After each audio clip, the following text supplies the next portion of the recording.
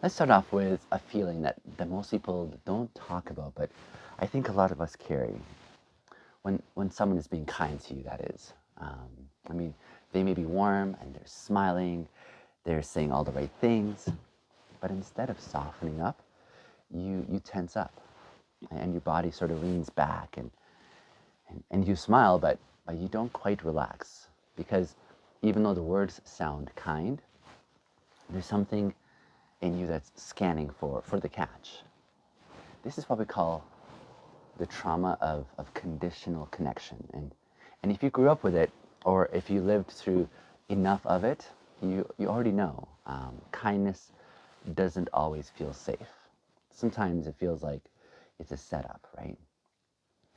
This episode today is for the ones who flinch when someone's being nice. And it's not because you're ungrateful, it's not because you're antisocial, but it's just because you've learned that kindness often comes with strings. And for many men, especially those who are raised in a zone without emotional safety or affirmed vulnerability, being seen only ever happens when you're performing. So you have to be successful, you have to be funny, you have to be helpful or desirable. And then maybe, just in that setting, will someone care.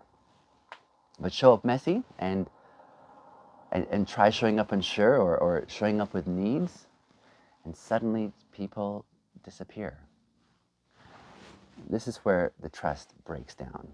And that's when your nervous system kind of learns that kindness is something that you have to earn and not necessarily something that you receive.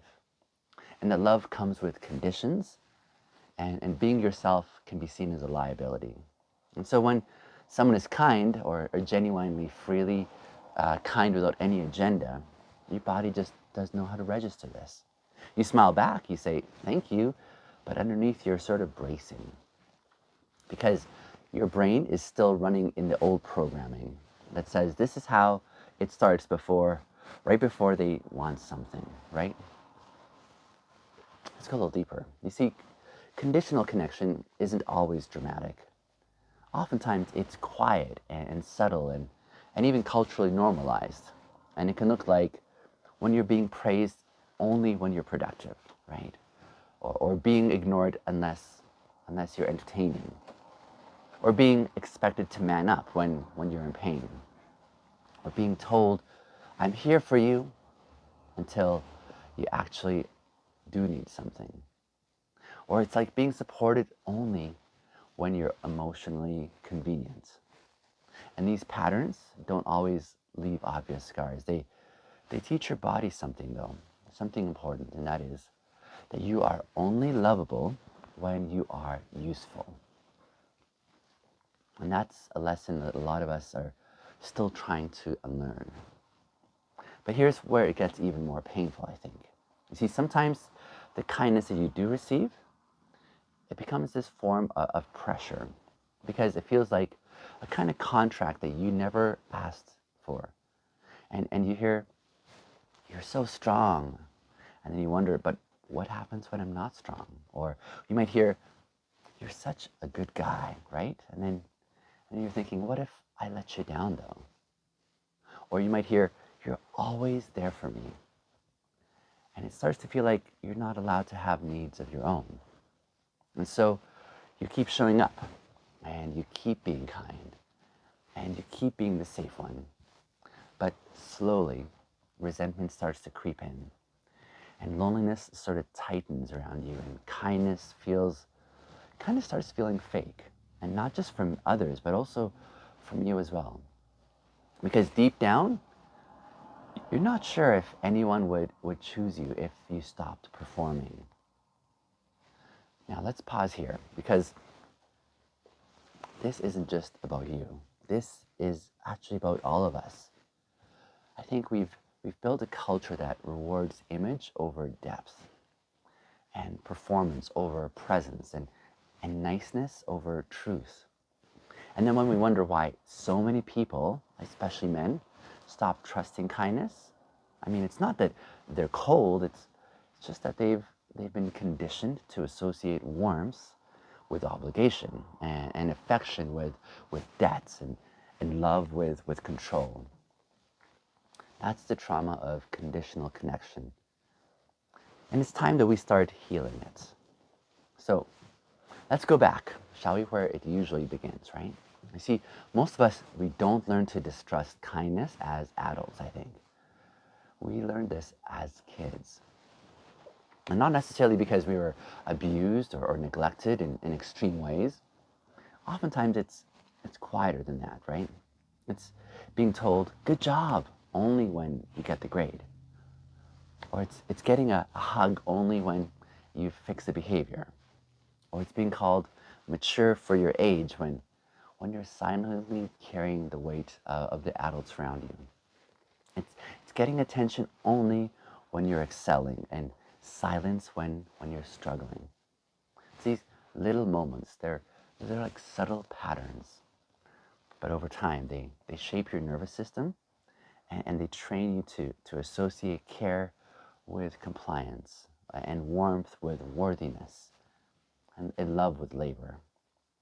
So when someone compliments you without a reason, when someone checks in on you without any agenda, and when someone holds space for your pain without trying to actually fix it, it doesn't just feel unfamiliar, it feels unsafe, because your body, it's been trained to ask, but what do I need to do to keep this care? Or what happens if I don't repay it fast enough?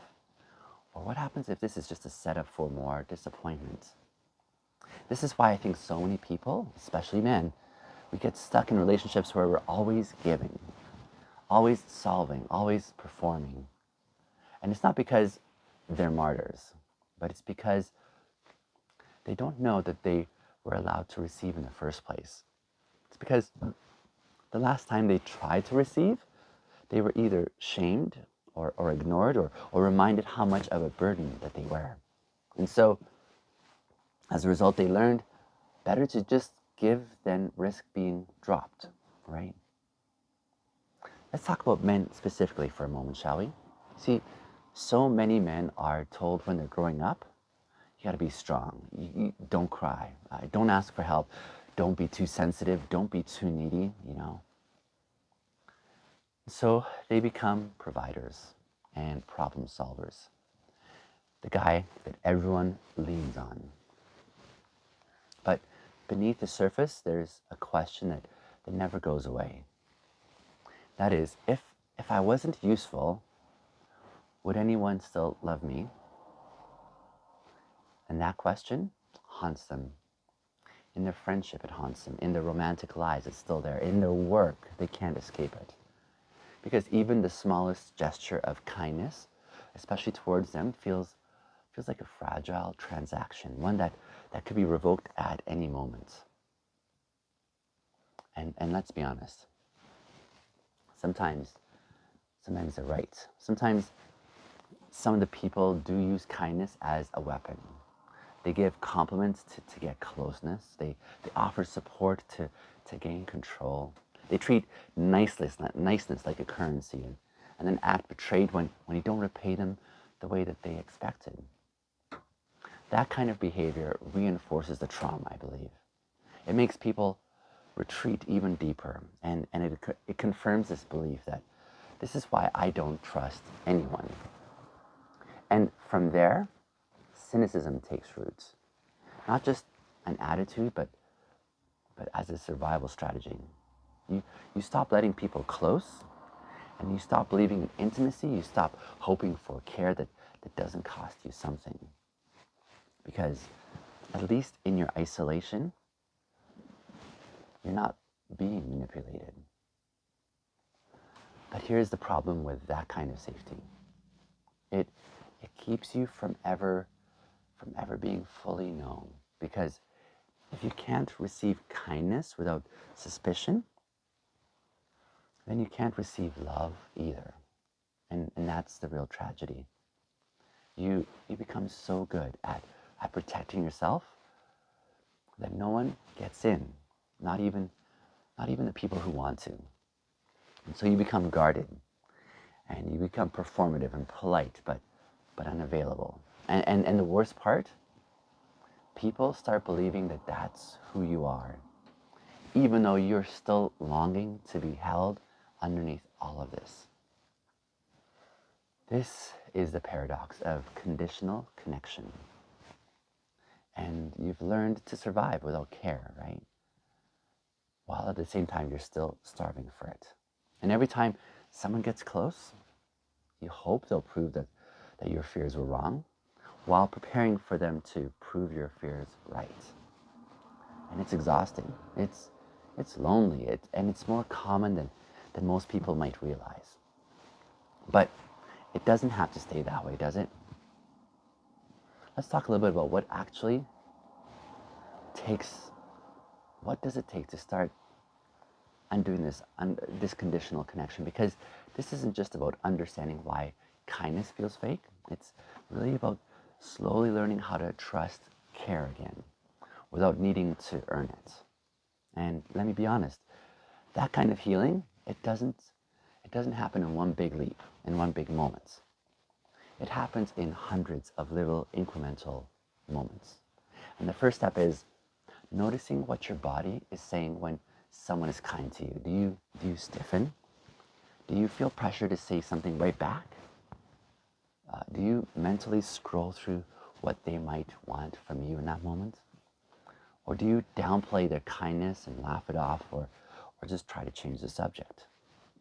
Those reactions aren't bad, they're protective, but they also give you clues about where your trust was broken. Because the places where we flinch, these are often the places where something once may have hurt us. And secondly, the second step would be letting small moments of kindness land without trying to repay them immediately.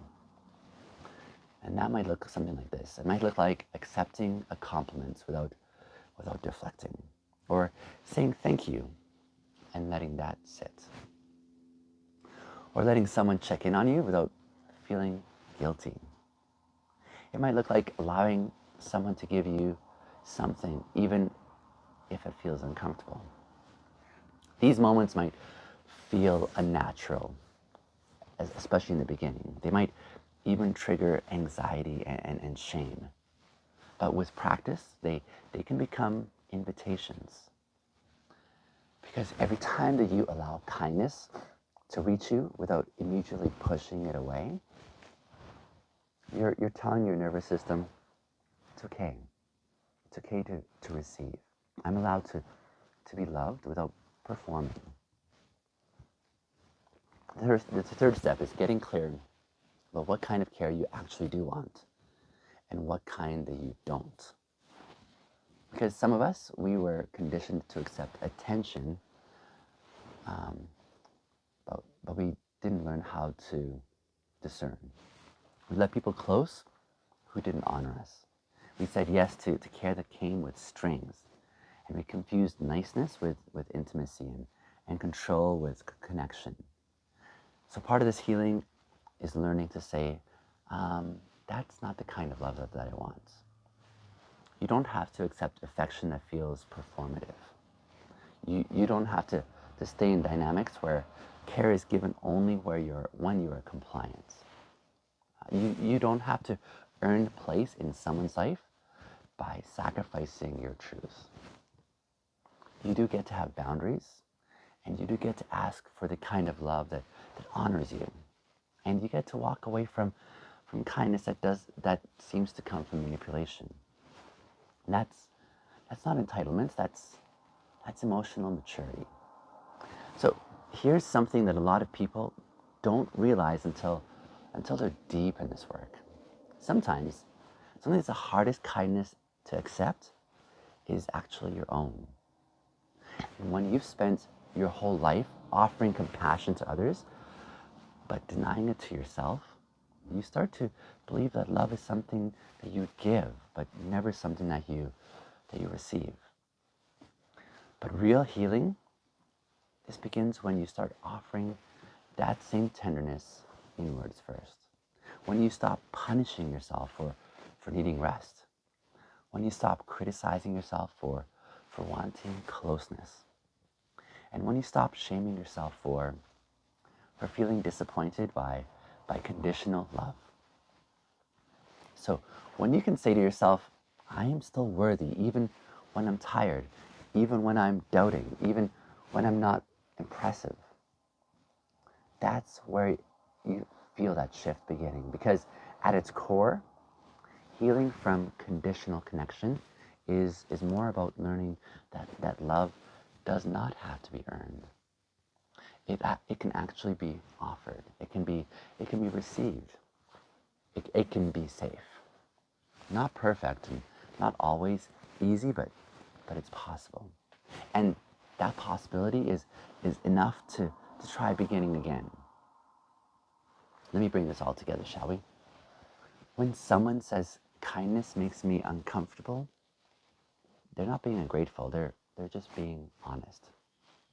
They're basically telling you, um, I've been taught that kindness is a currency and that love comes with a price tag, and that affection vanishes when I'm no longer convenient. They may be saying that care has always been a contract, and I don't know how to believe that it can just be care. And that honesty deserves to be heard, not to be fixed, not judged, but just heard. Because the trauma of conditional connection, it doesn't just leave people wary and suspicious, it leaves them lonely. Not just no one around is lonely, but even when people are still around, I still feel unknown and lonely. Because if you've never experienced love that stays, or love that feels safe, because it might start to feel like a lie, it doesn't have to end there. You see, there's a different kind of connection that's waiting on the other side of all the performance. It's the kind where you don't have to be charming to be loved. It's the kind where your worth isn't based on what you offer, your, where your presence is enough, even on your worst day. That's what we're talking about. That's what intimacy actually means.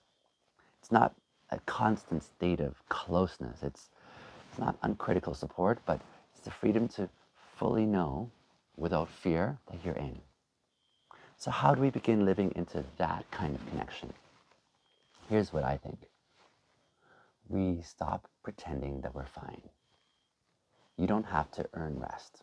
You don't have to justify your softness. You don't have to smile when what you really need to do is to be held. We let the right people in, and we let them in slowly. You're allowed to test safety, to open up inch by inch, to say, I want to trust you, but I just need some more time. We notice the difference between kindness and performance. Real kindness, it doesn't come with pressure.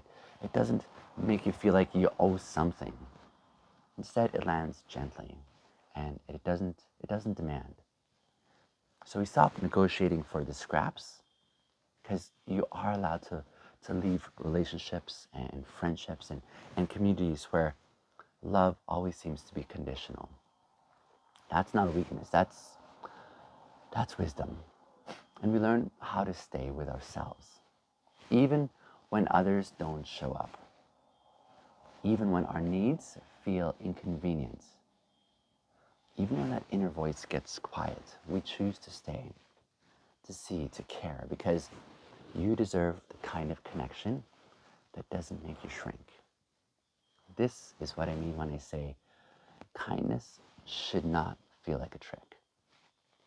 It should feel like an open door. And if it doesn't, well, it doesn't mean that you're broken. It just means that you're still healing. That you're still learning how to trust what once used what once was used against you. You're still learning how to receive what you never got as a child. You're learning how to believe that love doesn't need to be bought. And that is sacred work. To those to those who have always felt unseen until they were needed, I want you to hear me when I say this. I want to say this as clearly as I can. Your softness is not a liability. Your care is not a weakness. Your longing is not pathetic. You're not asking for too much.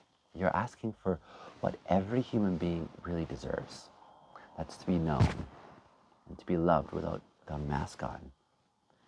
And that will never, never be too much. And to those of you that want to offer love in a different way, like to be a safe place and not have it to be another transaction, I want to say thank you. Thank you for being patient with those who flinch. Thank you for not making them earn their place. Thank you for loving in ways that feel slow and steady and true. The world doesn't just need more love. I think it needs more trustworthy kind of love. A love that listens, a love that waits, a love that honors and stays. And we're building that here, aren't we? We're doing this moment by moment, episode by episode, one story at a time, one person at a time. So if you've been someone who pulls away from that kind of a kindness, I hope this episode helps you to start believing that it's possible again. Not all at once and not blindly, but maybe enough to just open the door a little wider on the next opportunity, because some kindnesses are real and some people, they won't leave. And some parts of you still are worth choosing, especially the ones that were told that they weren't. You are not, you're not a performance. You're not a transaction. You're not disposable. You are a fellow human being like me with longings and worth and room to begin again. So let this be part of your beginning.